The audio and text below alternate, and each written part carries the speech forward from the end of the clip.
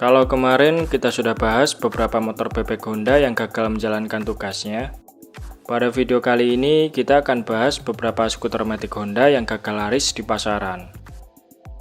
Meskipun skuter matic bikinan Honda dikenal sebagai produk sepeda motor paling laris di Indonesia, dengan catatan penjualan tembus mencapai jutaan unit di setiap tahun, namun di balik keberhasilannya, Honda juga pernah meluncurkan beberapa produk skuter matic yang peminatnya tak sebanyak varian skuter matic Honda lainnya.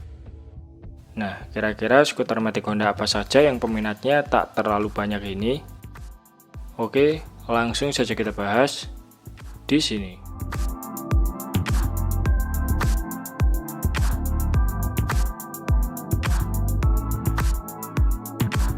Di list kita yang pertama ada Honda PCX 125 dan PCX 150 CBU. PCX 125 adalah PCX series pertama yang dijual di Indonesia pada tahun 2010 lalu. Motor ini didatangkan secara CBU dari Thailand, namun karena statusnya adalah motor CBU, harga yang dibanderol saat itu mencapai 32 jutaan. Nggak heran, hanya sedikit yang berminat membeli PCX generasi pertama ini, mengingat bandrol harganya yang terbilang mahal untuk ukuran skuter matic berkubikasi 125 cc. 2 tahun berselang setelah PCX 125, pada tahun 2012 Honda memboyong PCX 150 ke Indonesia dengan status masih didatangkan secara CBU dari Thailand. Versi ini dibekali mesin 153 cc dan dipasarkan dengan bandrol harga 33 jutaan. Kemudian pada tahun 2014, versi terbaru PCX 150 didatangkan secara CBU dari Vietnam dengan mengusung fitur baru seperti lampu hazard dan headlamp LED. Versi Vietnam ini dibanderol dengan harga lebih mahal, yaitu mencapai 38 jutaan. Meski sempat terjual sebanyak belasan ribu unit, PCX versi CBU ini sama sekali bukan tandingan Yamaha NMAX dalam hal penjualan, karena status NMAX sendiri diproduksi secara lokal, sehingga bandrol harganya pun lebih terjangkau, yaitu mulai dari 24 jutaan sampai 28 jutaan untuk versi ABS. Walhasil di tahun pertama penjualannya pun, Yamaha NMAX mampu tembus mencapai 89.000 unit. Oleh sebab itu, pada tahun 2017, Honda memutuskan untuk memproduksi PCX secara lokal agar harganya bisa bersaing. Dan sejak saat itu penjualan PCX berangsur mulai membaik dan mampu bersaing secara kompetitif dengan Yamaha NMAX.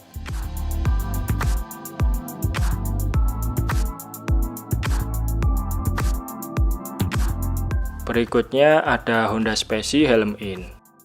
Specie merupakan motor yang cukup bersejarah bagi Honda, sebab ini adalah skuter matic pertama Honda di Indonesia yang dibekali dengan teknologi pengkabutan injeksi. Sama halnya seperti Supra Helm In, Specie juga mempunyai fitur bagasi luas yang mampu menampung satu unit helm full face, dan secara keseluruhan desain Specie Helm In ini diadopsi dari skuter matic Honda untuk market Eropa, yaitu Honda Vision 110. Maka dari itu, nggak heran desain Specie Helm In ini memang tampil agak berbeda dari matic Honda lain, di mana perbedaan paling jelas bisa dilihat pada headlampnya yang terletak pada stang kemudi. Sementara matic Honda yang dijual di Indonesia saat itu kebanyakan mengadopsi model headlamp yang terletak pada bodi bagian depan. Kombinasi antara lekukan bodi membulat dan terlihat gambot, serta garis desainnya yang paling nyeleneh di antara skuter Honda lain, adalah faktor utama yang menyebabkan kenapa motor ini kurang begitu dilirik. Meskipun Honda Specie menawarkan fitur bagasi luas dan kapasitas tangki yang mampu memuat sebanyak 5 liter bahan bakar. Di sisi lain, kekurangan dari Honda Specie adalah ground clearance rendah yang membuatnya gampang gasruk ketika melewati polisi tidur. Karena mencatatkan penjualan paling terbawah, Specie menjadi anak tiri Honda dan tak mendapatkan pembaruan fitur seperti ESP dan ACG starter, dan bahkan dari segi desainnya pun juga tak mengalami perubahan selama bertahun-tahun lamanya. Puncak paling menyedihkan Specie terjadi pada tahun 2018, di mana selama bulan Januari motor ini hanya laku terjual sebanyak 28 unit, dan parahnya lagi di bulan Februari 2018, Honda Specie mencatatkan rekor terjual sebanyak 0 unit, alias nggak ada 1 unit pun yang berhasil terjual selama 1 bulan tersebut. Maka dari itu, daripada hidup hanya untuk menjadi beban di antara saudara metiknya, Honda segera memutuskan untuk mempensiunkan Specie Element ini pada tahun 2018.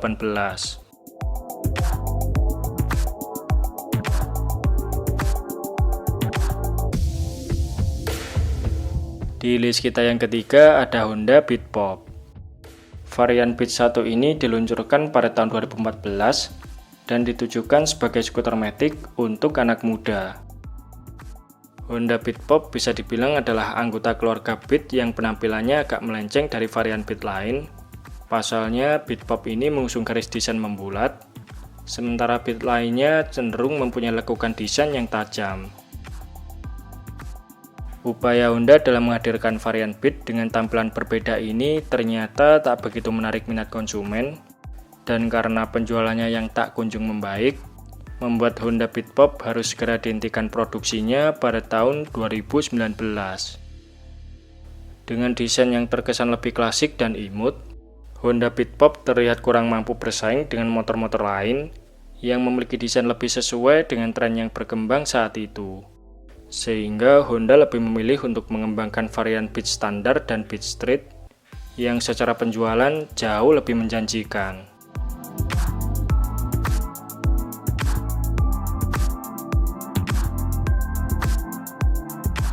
Di list kita yang terakhir ada Honda SH 150i.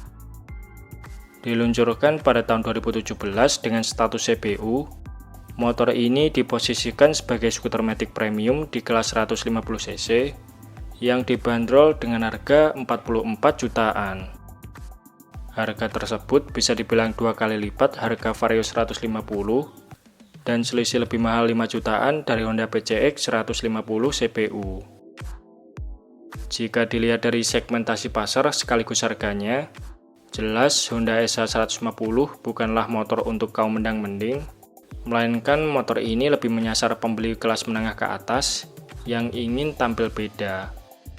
Maka dari itu, target penjualan Honda pun juga tidak terlalu besar, yaitu hanya 200-300an unit saja tiap tahunnya.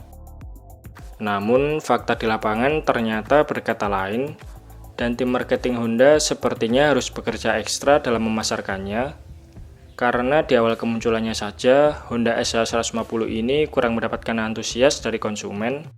Pasalnya di bulan pertama penjualannya, motor ini hanya mampu terjual sebanyak 10 unit, sedangkan catatan penjualannya setelah 6 bulan berikutnya, hanya tembus sebanyak 130 unit saja.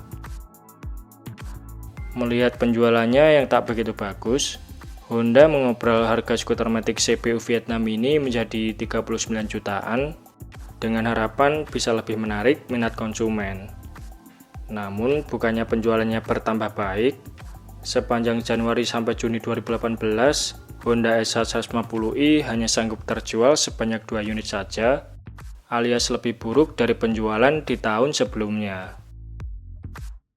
Menurut salah satu direktur marketing AAM, desain Honda SH 150 ini memang cenderung lebih elegan, sementara selera konsumen di Indonesia masih suka skuter matic yang sporty dan agresif. Oleh sebab itu, setelah 4 tahun mengaspal dengan angka penjualan tak begitu memuaskan, akhirnya Honda memutuskan untuk menghentikan SH 150i pada tahun 2021.